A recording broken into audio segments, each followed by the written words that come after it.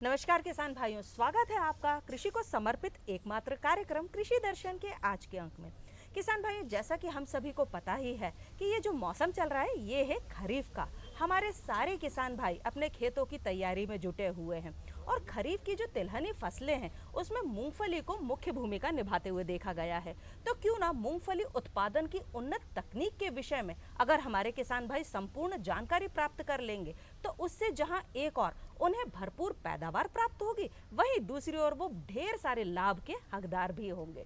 तो चलिए आज यही है जानने का विषय कि मूंगफली उत्पादन की उन्नत तकनीक क्या है। इस विषय को लेकर जानकारी देने के लिए आज हमारे साथ उपस्थित हैं हमारे एक विशेष अतिथि जो कि हैं डॉक्टर CR कांटवा। ये है विषय वस्तु विशेषज्ञ, कृषि विज्ञान केंद्र रतलाम से आए हुए हैं। नमस्कार सर, बहुत बहुत स्वागत है। नमस्कार किसान भाइयों। सबसे पहले डॉक्टर साहब, आप हमारे किसान भाइयों को ये बताइए कि मध्य प्रदेश के जो किसान भाई हैं उनके लिए मूंगफली उत्पादन किस प्रकार से लाभकर सिद्ध होगा।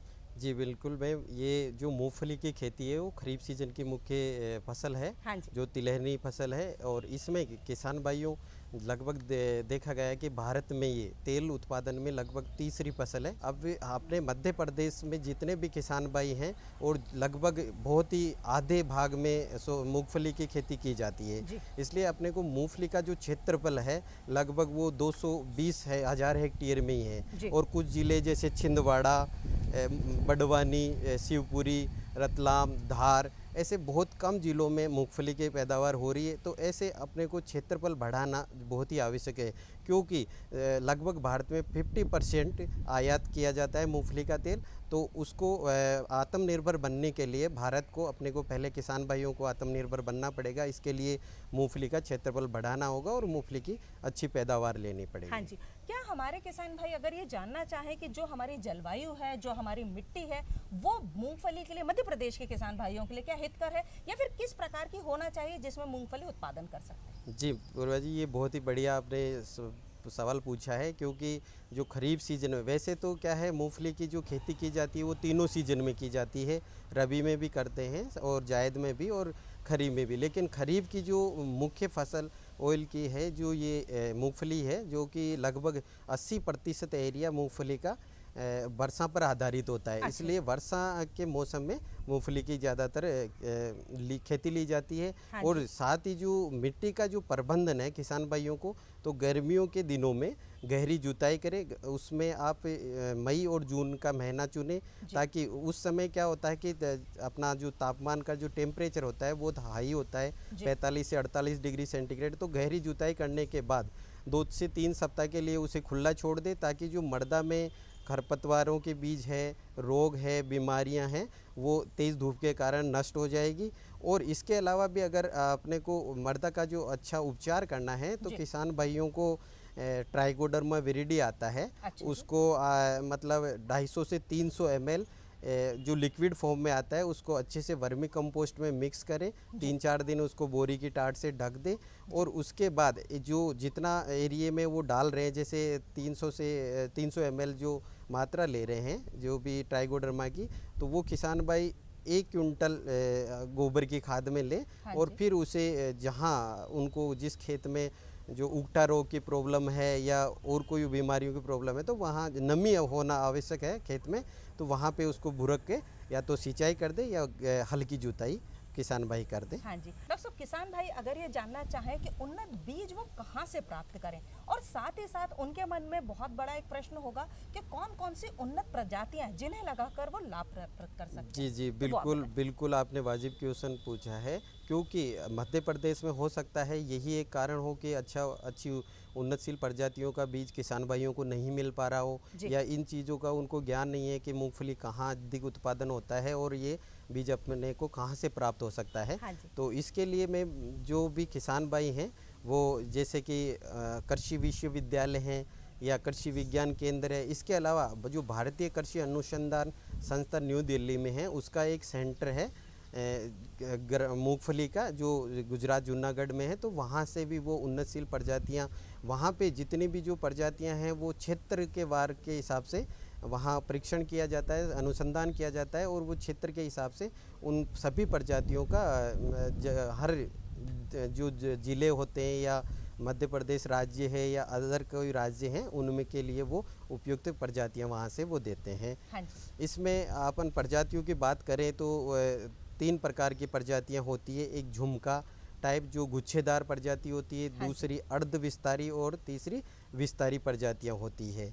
तो इनमें जैसे कि किसान भाई इसके लिए जो मृदा उपयुक्त होती है, कुछ हिस्सों में जैसे ब्लैक कॉटन सोइल जो काली मिट्टी होती है वहाँ पे किसान भाई झुमका किस्म का बुआई कर सकते हैं। जी। और जो बलुई दोमट मिट्टी होती है वहाँ पे किसान भाई जो विस्तारित जो फैलने वाली प्रजातियाँ हैं हाँ जी। जैसे चित्रा हुई, GG20 हुई, और इसके अलावा झुमकेदार जो किस्में हैं वो TG37A हुई, ऐसी प्रजातियों का चुनाव करें। इसके अलावा JM3 हुई जो कि 18 से 20 क्विंटल प्रति हेक्टेयर उत्पादन देती है, साथ ही वह 104 से 108 दिन में पककर तैयार हो जाती है। ऐसे बहुत सी ऐसी प्रजातियां हैं जो कि कम समय में भी किसान भाई तैयार कर सकते हैं। जैसे कि JM24 है जो कि 18 से 20 क्विंटल देती है उत्पादन, जिसमें को कि लगभग 98 से 100 दिन में भी पककर वो तैयार हो जाती है। इसके अलावा जो चित्रा प्रजाति का मैं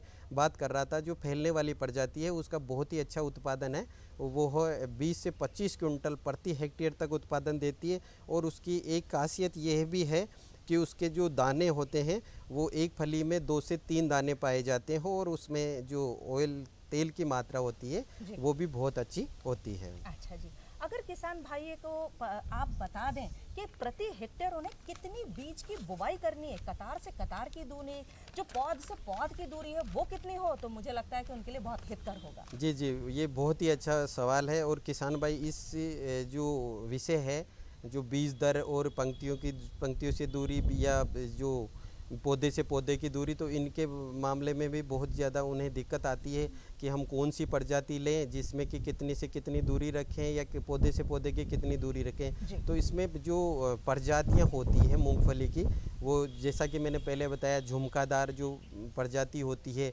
उसमें बीज दर ज़्यादा लगती है कि लगभग 100 किलो प्रति हेक्टेयर उसका उपयोग किया जाता है।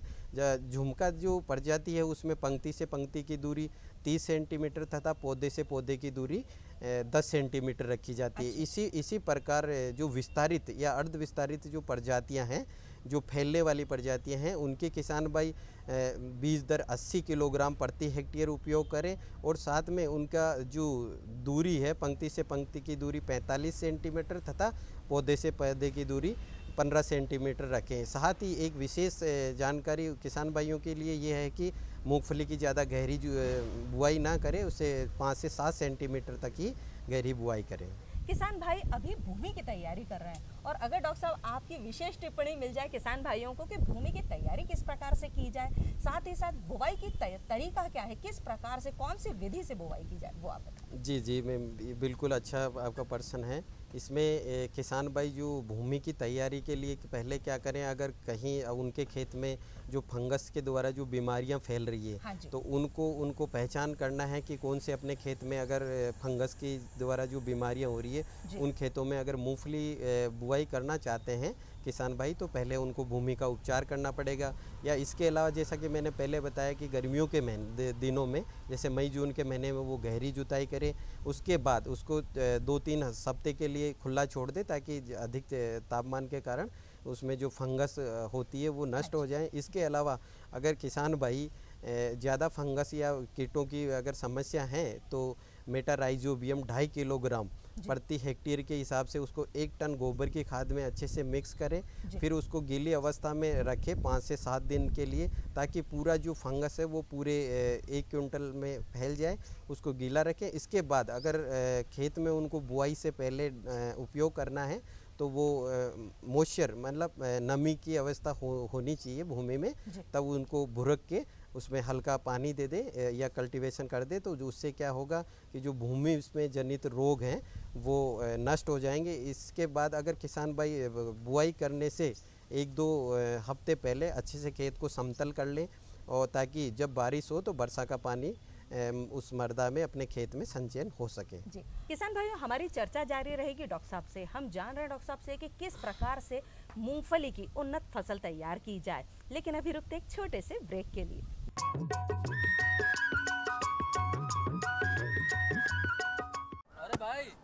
सुना नहीं क्या?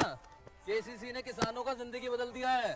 देश के छोटे किसान 1,60,000 रुपए तक का कर्ज बिना किसी गारंटी को ले पाएंगे। ब्याज खोरों से भी पीछा छुटा। मैं तो जैविक खेती का पूरा सामान मंगा लिया। केसीसी का भी कोई दबाव नहीं है। ब्याज चुकाने के लिए पूरा 1 साल मिलता है। समय पर भुगतान करने पर केवल 4% के सालाना ब्याज पे लोन मिल गया मुझे। अपना आधार कार्ड, लेटेस्ट फोटो और जमीन के कागजात लेके अप्लाई करो बस। और नामांकन भरने के लिए जेब भी ढीली नहीं करनी पड़ी।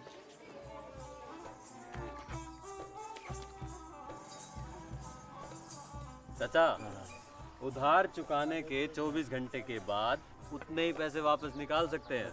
केसीसी ने किसानों की जिंदगी वाकई बदल दी है। तो आप भी किसान क्रेडिट कार्ड अपनाएं और सहजता से ऋण पाएं। अरे सुन तो। मुझे क्या सुनाना चाहते हो? जो सुनाओ मेरी सौतन को। किसको? अरे वही तुम्हारा मोबाइल फोन जिससे सुबह शाम दिन रात चिपके रहते थे और कहते थे किसान कॉल सेंटर से बातें हो रही हैं। अच्छा, ये बात है। हाँ, क्यों? क्या हुआ? अब बात नहीं होती क्या? अब तो झट से बात हो जाती है। संबंधी समस्याओं का अपनी भाषा में तुरंत हल पाने के लिए पूरे भारत में किसी भी फोन से हेल्पलाइन नंबर पर संपर्क करें। किसानों का दोस्त किसान कॉल सेंटर।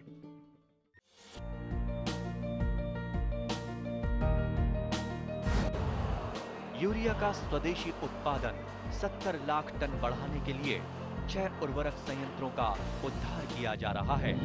FCIL के गोरखपुर, सिंदरी, तलचर और रामागुंडम संयंत्र, HFCL की बरौनी इकाई और BVFCL की नामरू फोर्थ। सोने पर सुहागा ये है कि देश में अब बनेगा सिर्फ नीम लेपित यूरिया, क्योंकि इससे होगा किसानों का फायदा ही फायदा। अनाज का उत्पादन 10% तक बढ़ेगा।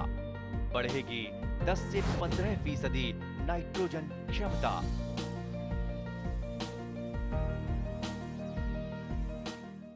किसान भाइयों, ब्रेक के बाद आपका फिर से बहुत बहुत स्वागत है। आज के दिन हम चर्चा कर रहे हैं कि मूंगफली की उन्नत फसल किस प्रकार से तैयार की जाए। डॉक्टर साहब से हम जानेंगे कि डॉक्टर साहब बीजोपचार की सही विधि क्या है और किस प्रकार से हमारे किसान भाई बीजों को अंकुरित कर सकते हैं। जी, ये पूर्वा जी बहुत ही अच्छा सवाल है, क्योंकि बहुत से किसान भाई क्या करते हैं, बिना उपचार के ही बीजों की बुआई कर देते हैं, जो कि आगे जाके किसान भाइयों को बहुत ज़्यादा दवाइयों पे खर्चा करना पड़ता है। इसके लिए अगर छोटे से उपचार से वो बहुत सारे आने वाले जो खर्चे हैं, जो फसल उगाते हैं उसके दौरान बहुत सारे जो कीट और बीमारियां बढ़ती है, तो उनको प्राथमिक उपचार के लिए उनको बीज उपचार करना बहुत ही आवश्यक है। उसमें किसान भाई जो कार्बन डाइजिन प्लस मेनकोजियम 2.5 से 3 ग्राम प्रति किलो बीज के उपयोग कर सकते हैं। इसको बीजों पे अच्छे से मिक्स करना चाहिए। अगर बीज अच्छे से मिक्स नहीं हो पा रहा है तो थोड़ा पानी का छिड़काव करके अच्छे से बीजों पे इसको लगा देना चाहिए। इसके अलावा किसान भाइयों अच्छी उत्पादन लेने के लिए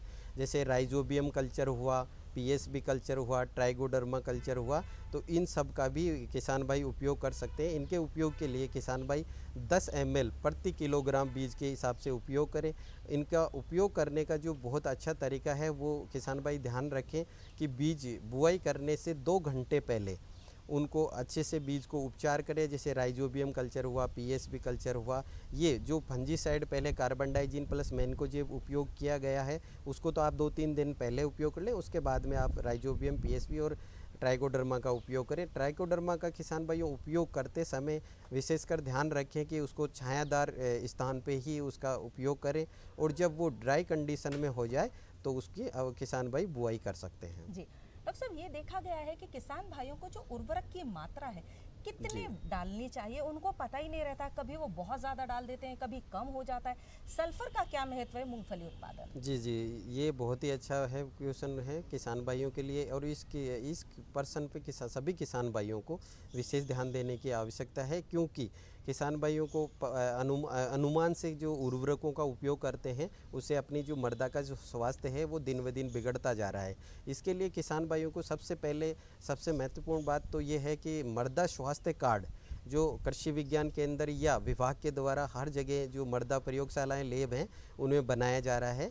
तो किसान भाई जो मई जून के महीने में जब जुताई करते हैं उसी समय मृदा का नमूना लें और अपनी मृदा की परीक्षण करवाएं, परीक्षण करवाने के बाद ही किसान भाइयों को जो अनुशासित उर्वरकों की मात्रा बताई जाती है उसको उपयोग करें। जैसा कि उसमें नाइट्रोजन की कितनी है, आप कौन सी फसल, जैसे मूंगफली की फसल बो रहे हैं तो नाइट्रोजन में अनुशंसा की जाती है, उसमें 18 से 20 किलो नाइट्रोजन का उपयोग करें। उसके अलावा फास्फोरस 60 से 80 किलोग्राम फास्फोरस का उपयोग करें और पोटास के भी उनको 20 किलोग्राम प्रति हेक्टेयर उपयोग करना होता है। इसके अलावा किसान भाइयों को ऑर्गेनिक की तरफ तो जाना ही जाना है। जो जैविक खादें होती है जैसे सड़ी हुई गोबर की खाद है, इसके अलावा जो केचुआ खाद है, तो लगभग 5 क्विंटल प्रति हेक्टेयर के हिसाब से सड़ी हुई गोबर की खाद लें या 2.5 क्विंटल अच्छी सड़ी हुई जो केचुआ खाद होती है उसका भी किसान भाई उपयोग करें।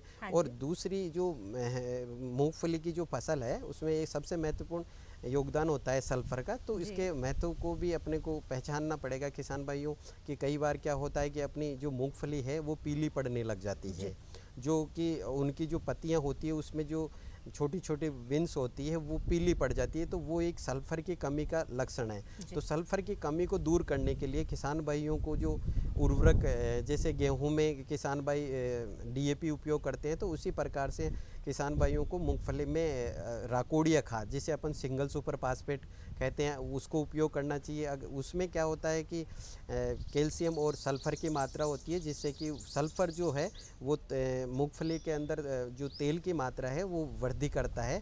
तथा साथ ही साथ अगर किसान भाई राकोडिया खाद जो सिंगल सुपर फास्फेट है वो नहीं मिल पा रहा है, तो ऐसे में अगर DAP का उपयोग करते हैं तो किसान भाई 250 क्विंटल प्रति हेक्टेयर के हिसाब से जिप्सम का उपयोग करें। जिप्सम का उपयोग इसलिए कह रहे हैं कि जिप्सम के अंदर जो कैल्शियम और सल्फ़र की मात्रा है लगभग 12% सल्फ़र पाया जाता है और 21% कैल्शियम की मात्रा होती है। तो कैल्शियम का भी सल्फ़र के साथ साथ में मूंगफली की फसल में बहुत ही अच्छा महत्व है, क्योंकि जो मूंगफली का जो पोड होता है, जो दाना बनते हैं, उनमें सल्फ़र के कारण तो दाने की चमक अच्छी होती है और जो पोड होता है उसकी जो चमक है वो कैल्शियम पे निर्धारित होती है। अगर आपकी फसलों को अच्छा कैल्शियम और अच्छी सल्फ़र मिलेगी तो आपका जो पोड है उसका साइज़ भी अच्छा होगा, प्लस उसकी जो शाइनिंग है वो भी अच्छी होगी। इसके साथ साथ अगर सल्फ़र का से भी ऑयल कंटेंट, जो अपन बात करते हैं तेल की मात्रा, जो कि मूंगफली में 45 से 55% तक पाया जाता है, ये अलग अलग प्रजातियों पे निर्भर करता है। लेकिन अगर सल्फर का उपयोग करेंगे किसान भाई तो उसमें ऑयल की मात्रा बढ़ने की संभावना रहती है। डॉक्टर साहब, आप आए हमारे साथ हमारे दूरदर्शन केंद्र में और हमारे किसान भाइयों को इतनी रोचक जानकारी दी, उसके लिए आपका बहुत बहुत धन्यवाद। बहुत बहुत धन्यवाद आपको। किसान भाइयों, आज हमने बात की कि मूंगफली की उन्नत फसल किस प्रकार से तैयार की जाए। अभी आप कहीं जाइएगा मत, क्योंकि खबरें खेती की आपका इंतजार कर रही है।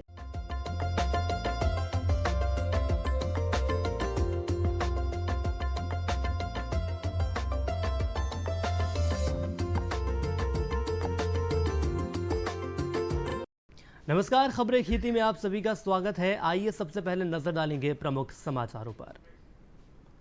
DAP मूंग का दाम किसानों के लिए संजीवनी होगा। धान मिलिंग के लिए 200 रुपए प्रति क्विंटल तक मिलेगा। गिर थार पार कर गाय अब प्रयोगशाला में पैदा होंगी। रामतिल की उन्नत तकनीक, गहरी जुताई का कृषि में महत्व। और आइए अब नजर डालेंगे समाचारों पर विस्तार से।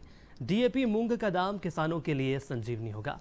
मध्य प्रदेश के मुख्यमंत्री श्री शिवराज सिंह चौहान ने गत दिनों नई दिल्ली में प्रधानमंत्री श्री नरेंद्र मोदी और केंद्रीय मंत्री श्री नरेंद्र सिंह तोमर से मुलाकात कर मध्य प्रदेश की जानकारी दी। श्री चौहान ने मुख्यतः DAP और मूंग की खरीदी पर किसानों को उचित दाम मिलने की बात की। उन्होंने कहा कि मूंग उत्पादन का वाजिब दाम किसानों के लिए संजीवनी साबित होगा। उन्होंने प्रधानमंत्री को बताया कि पिछले साल GDP का 5.5% राज्यों को बाजार से ऋण लेने की छूट थी। मुख्यमंत्री ने आग्रह किया कि इसी छूट को चालू वर्ष में रखा जाए। ज्ञात हो कि केंद्र सरकार ने छूट को 5.5 से घटाकर 4.5% कर दिया है। मुख्यमंत्री ने बताया कि प्रधानमंत्री से चर्चा के बाद सभी को दिवाली तक निःशुल्क राशन प्रधानमंत्री के मार्गदर्शन में दिया जाएगा।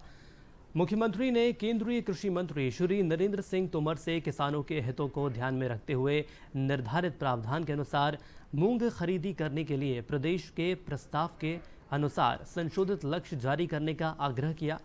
उन्होंने कहा कि खाद्य सुरक्षा के लिए दलहन के क्षेत्र में वृद्धि तथा कृषकों को उनकी उपज का उचित मूल्य दिलाने के लिए यह आवश्यक है कि मूंग उपार्जन का लक्ष्य 5 लाख मीट्रिक टन बढ़ाया जाए। धान मिलिंग के लिए 200 रुपये प्रति क्विंटल तक मिलेगा। मुख्यमंत्री श्री शिवराज सिंह चौहान की अध्यक्षता में मंत्रालय में मंत्री परिषद की बैठक हुई। बैठक में खरीफ विपणन वर्ष 2020-21 में प्रदेश में किसानों से उपार्जित 37,26,000 मीट्रिक टन धान की मिलिंग के लिए राज्य में इस वर्ष की विशेष परिस्थितियों को देखते हुए Madhya Pradesh state civil employees corporation एवं भारतीय खाद्य निगम को चावल परिधान के विभिन्न विकल्पों अनुसार केवल खरीफ विपणन वर्ष 2020-21 मिलिंग के लिए 50 रुपये से 200 रुपये प्रति क्विंटल तक देने का निर्णय लिया गया है। सीमावर्ती राज्य के जिलों से भी इच्छुक मिलर से उक्त शर्तों पर मिलिंग कराने का निर्णय लिया गया है। गिर थार पार कर गायें अब प्रयोगशाला में पैदा होंगी। देश की दूसरी सबसे बड़ी भोपाल स्थित अत्याधुनिक सेक्स सॉर्टेड सीमन प्रोडक्शन प्रयोगशाला में गिर गाय ने थार पार कर बछड़े को भ्रूण प्रत्यारोपण तकनीक से जन्म दिया है। दुग्ध क्रांति के क्षेत्र में यह बड़ी सफलता है। स्वस्थ और उच्च स्तरीय थार पारकर बछड़े के बड़े होने के बाद प्रदेश में इस नस्ल की बछियों का प्रचुर उत्पादन हो सकेगा। मूलतः राजस्थान की थार पारकर नस्ल की गाय कम खर्च में सर्वाधिक दुग्ध देती है। भोपाल प्रयोगशाला में वितरण के लिए 20,000 से अधिक फ्रोजन सीमेंट स्ट्रॉ तैयार किए जा चुके हैं। राष्ट्रीय गोकुल मिशन के तहत 47 करोड़ 50 लाख रुपए की लागत से स्थापित हुई इस प्रयोगशाला में गिर, साहिवाल, थार पारकर गाय और मुर्रा भैंस आदि उच्च आनुवांशिक गुणवत्ता की 90% बछिया की उत्पन्न की जाएंगी। बछियों की संख्या अधिक होने से दुग्ध उत्पादन में अभूतपूर्व बढ़ोतरी होगी और किसानों पशुपालकों को बेहतर आमदनी होगी।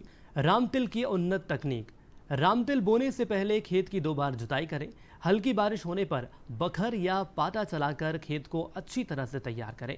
साथ में अंतर्वर्तीय फसल लेना है तो खरीफ में सोयाबीन के साथ ज्वार, अरहर, तिल की बोनी कर सकते हैं। उटकमंड नंबर 5, JNC 6, JNC 1 जैसी किस्में लगाई जा सकती हैं। जुलाई के तीसरे सप्ताह में रामतिल बोने से पैदावार अधिक मिलती है। कतार से कतार की दूरी 30 सेंटीमीटर, पौधे से पौधे की दूरी 10 सेंटीमीटर रखें। बीज को 3 से 4 सेंटीमीटर की गहराई से अधिक नहीं बोएं। बोनी से पूर्व खेत तैयार करते समय प्रति हेक्टेयर 12 से 15 गाड़ी गोबर की अच्छी सड़ी खाद खेत में बिखेर दें तथा बखर चलाकर उसे अच्छी तरह से मिला दें। इसके अतिरिक्त 43 kilo urea, 188 kilo single super phosphate, 17 kilo muriate of potash प्रति हेक्टेयर की दर से बोनी के समय बीज के साथ दें। 43 किलो यूरिया की दूसरी खुराक बोनी के 35 दिन बाद प्रति हेक्टेयर दें। बोनी के 20 से 25 दिन बाद एक बार निंदाई गुड़ाई करें। उसके बाद आवश्यकता अनुसार 20 से 30 दिन बाद दूसरी निंदाई गुड़ाई करें एवं पौधे की संख्या नियंत्रित करें। गहरी जुताई का कृषि में महत्व। किसान खेत की जुताई का काम अक्सर बुआई के समय करते हैं, जबकि फसल के अच्छे उत्पादन के लिए रबी फसल की कटाई के तुरंत बाद मिट्टी पलटने वाले हल से गहरी जुताई कर ग्रीष्म ऋतु में खेत को खाली रखना बहुत ही ज़्यादा लाभप्रद हो सकता है। जुताई के समय भूमि में रहने वाले कीट उनकी अपरिपक्व अवस्था जैसे प्यूपा, लार्वा भूमि की सतह पर आ जाते हैं, जिन पर प्रतिकूल वातावरण एवं उनके प्राकृतिक शत्रुओं विशेषकर परभक्षी पक्षियों का आक्रमण सहज हो जाता है। अतः गर्मी में गहरी जुताई करने से एक सीमा तक कीड़े एवं बीमारियों से छुटकारा पाया जा सकता है। गर्मियों में गहरी जुताई के कई लाभ हैं। इससे गर्मी की जुताई से सूर्य की तेज किरणें भूमि के अंदर प्रवेश कर जाती हैं, जिससे भूमिगत कीटों के अंडे, प्यूपा, लार्वा, लटें व वयस्क नष्ट हो जाते हैं। फसलों में लगने वाले भूमिगत रोग जैसे उखटा, जड़गलन के रोगाणु व सब्जियों की जड़ों में गांठ बनाने वाले सूत्रकृमि भी नष्ट हो जाते हैं। गहरी जुताई से दूब, कांस, मोथा, वायासुरी आदि खरपतवारों से मुक्ति भी मिलती है। इसके साथ ही गर्मी की गहरी जुताई से गोबर की खाद व खेत में उपलब्ध अन्य कार्बनिक पदार्थ भूमि में भली भांति मिल जाते हैं, जिससे अगली फसल को पोषक तत्व आसानी से शीघ्र उपलब्ध हो जाते हैं। खेत की मिट्टी में ढेले बन जाने से वर्षा जल सोखने की क्षमता बढ़ जाती है, जिससे खेत में ज़्यादा समय तक नमी बनी रहती है। ग्रीष्मकालीन जुताई से खेत का पानी खेत में रह जाता है, जो बहकर बेकार नहीं होता तथा वर्षा जल के बहाव के द्वारा होने वाले भूमि कटाव में भारी कमी होती है। और इसी के साथ खबरें खेती में इतना ही। दीजिए इजाजत। नमस्कार।